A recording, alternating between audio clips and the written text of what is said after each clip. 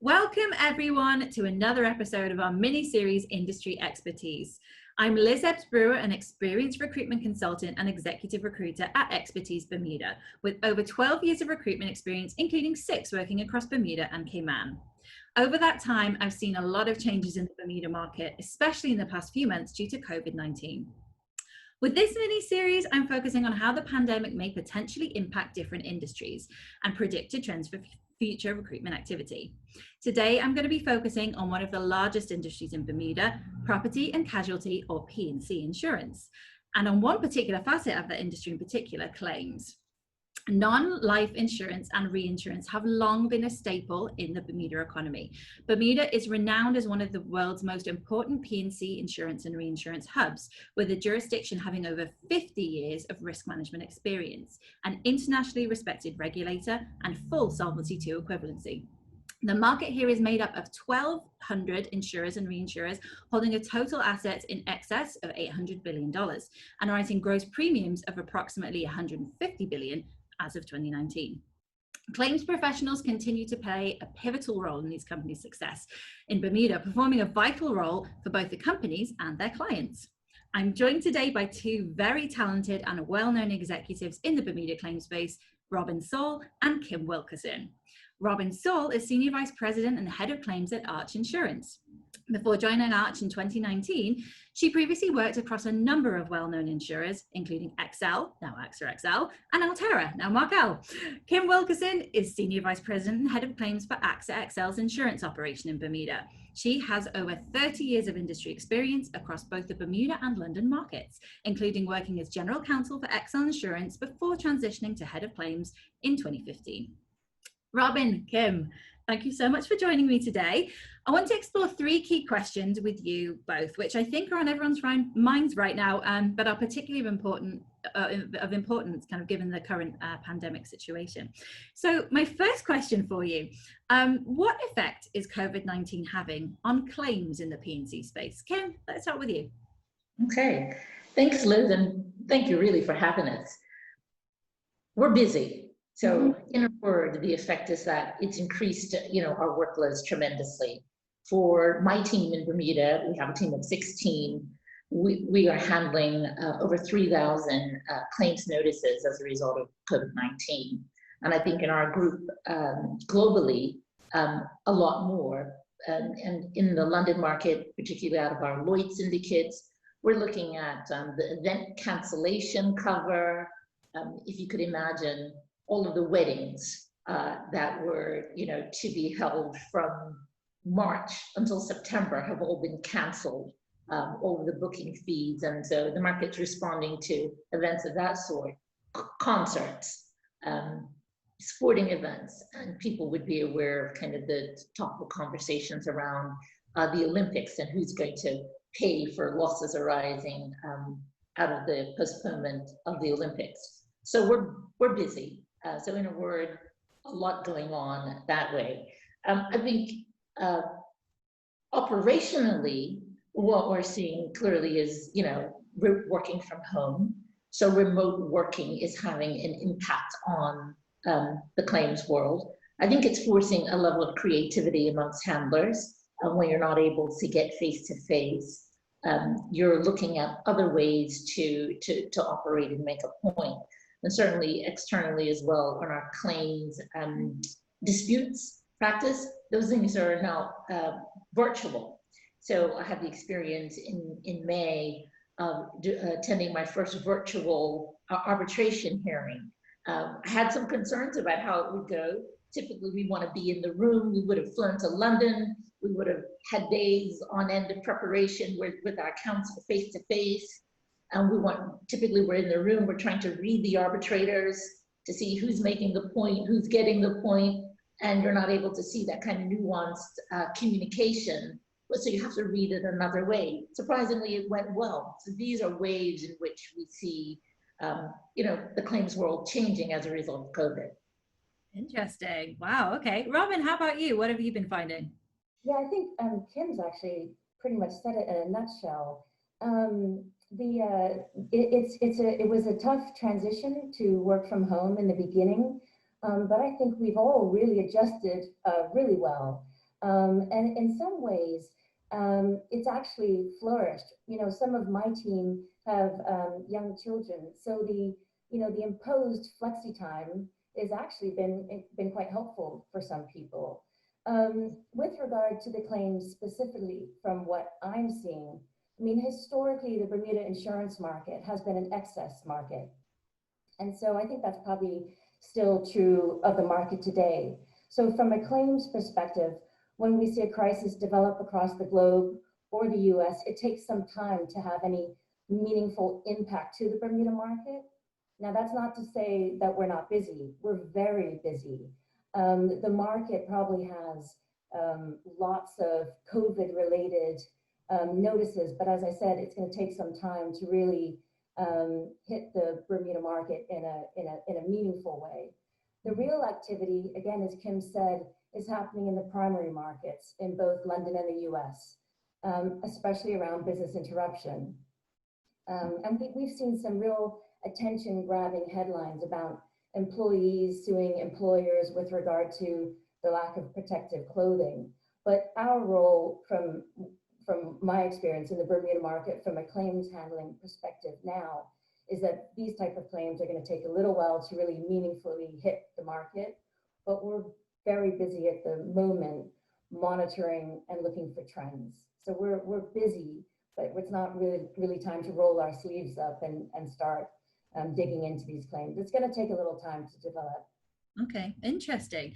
So then I guess as a result of that, new activity and being busy, what hiring trends perhaps do you foresee in the coming year within claims teams in Bermuda, either as a direct result of COVID-19, like you were talking about, I guess the expected global recession, which may follow, or just the general trajectory of the industry, that we would have expected anyway. Robin, let's start with you.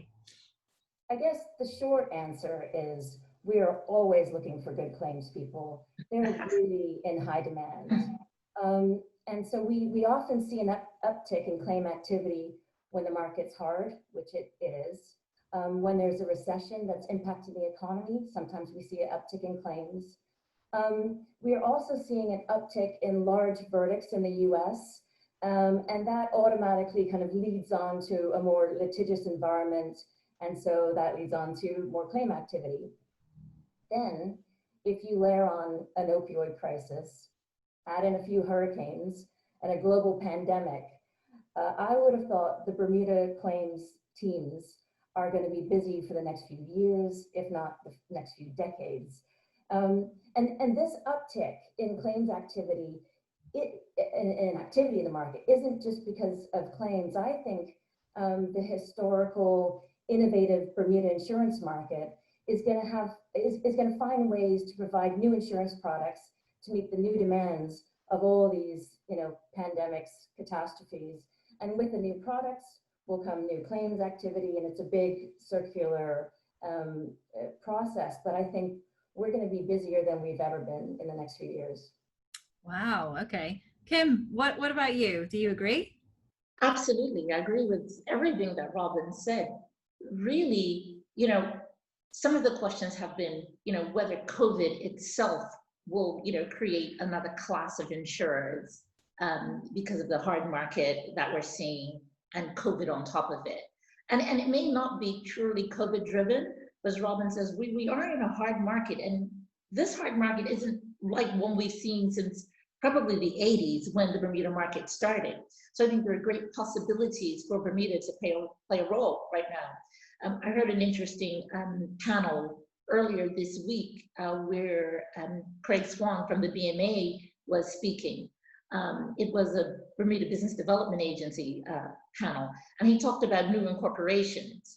So we're seeing new incorporations already, and I think we're also seeing, I'm aware of some deals that are happening where we're seeing US business lost portfolio transferred into Bermuda companies.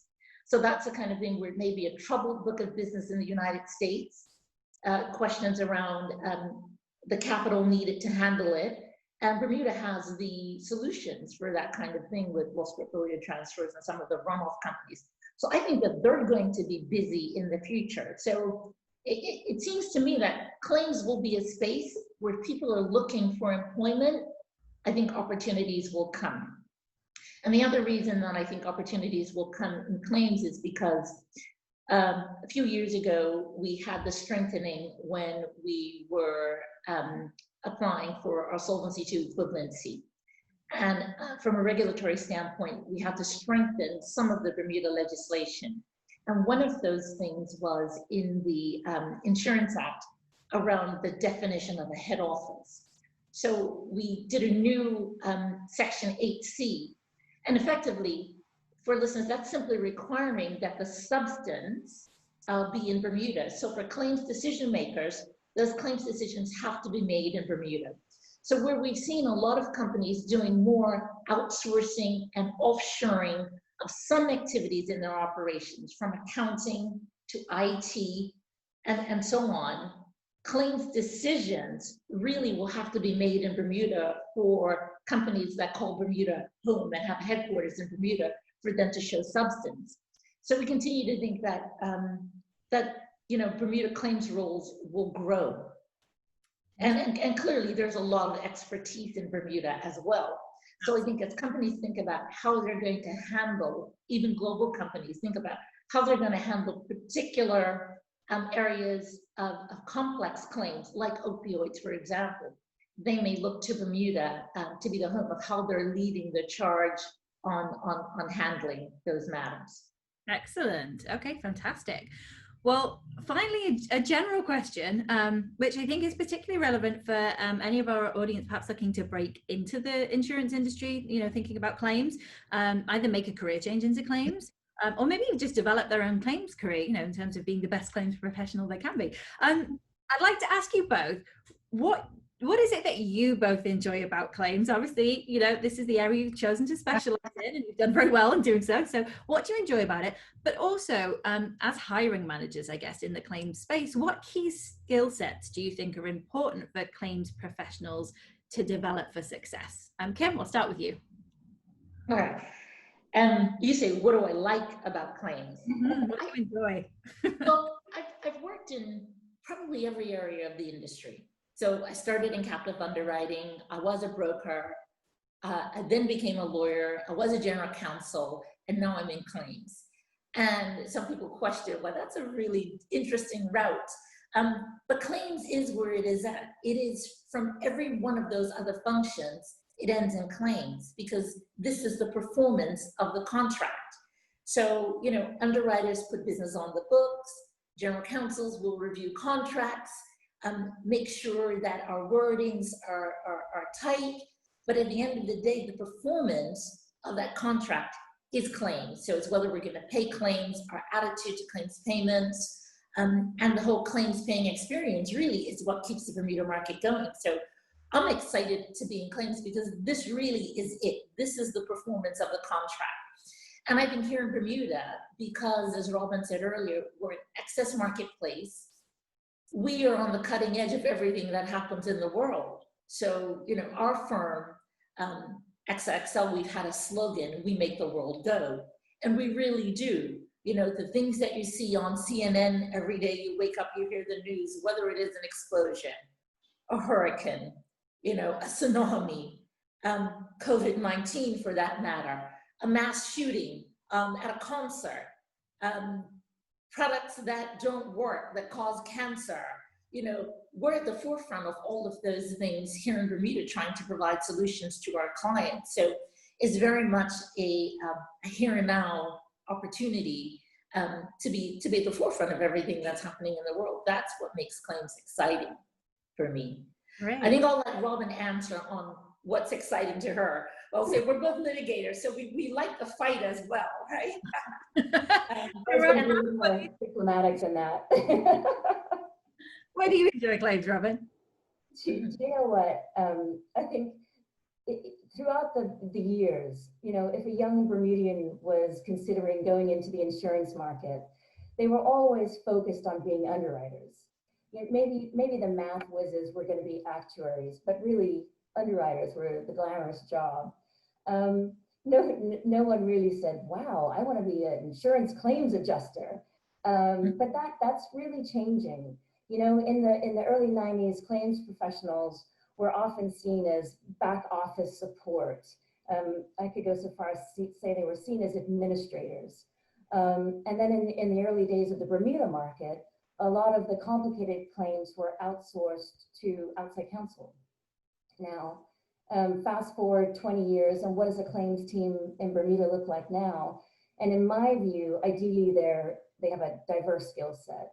An average claim team in Bermuda sees hundreds of claims come in 1 week.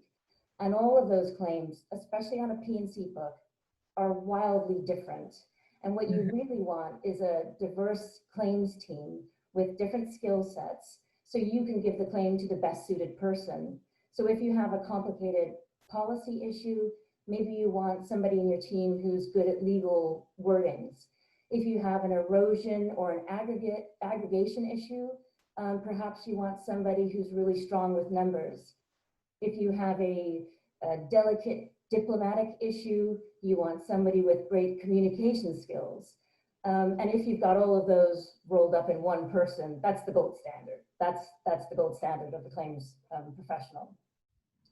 But generally, there's no one size fits all, I don't think, from claims handling. They're all different and they all require different, skill sets. But I really think that, the days of the claims professional being, the joke or the nuts guy in an 80s movie, those days are gone. Now the claims professional has a seat at the table and demonstrates that they're dynamic thinkers and leaders. What Kim says, mark my words, the up and coming claims professionals of today will be the mover and shakers of the industry tomorrow. Now your question was, what do I think the most exciting thing, or the thing that I find most rewarding of being a claims person. So from my perspective, I think the most important and rewarding aspect of claims handling is being a problem solver. At the root of all claims, there's a problem, and it's up to the claims professional to solve the problem as quickly as possible in the most fair and equitable way. And I think that's really the core of the claims handler, fixing the problems. I mean, Kim made good points that I actually hadn't really thought about that it's the performance of the contract, but it's also that application of the contract to the problem, fix the problem, make sure everyone's happy. I think claims is diverse and challenging, and no matter what your skill set is, you can find your niche, your strength, and play to that in claims. Sure. So Liz, on the question just on skill sets, I don't think I answered that part of the question. In terms of developing skill sets, I think developing or continuing, I think for people who are interested in maybe transitioning from another area of the industry or outside of the industry for that matter to this field, or those who are already in the industry may be looking to transfer, those who haven't been in the industry at all, up and coming. I think three key kinds of skill sets I see now as being paramount. And I've always thought curiosity is one of them, because this is really about what's going on in the world, and as Robin said earlier, how to solve a problem. So curiosity is key. I think another is having a level of comfort with data. I think previously, a claims handler might have been able to get to a resolution.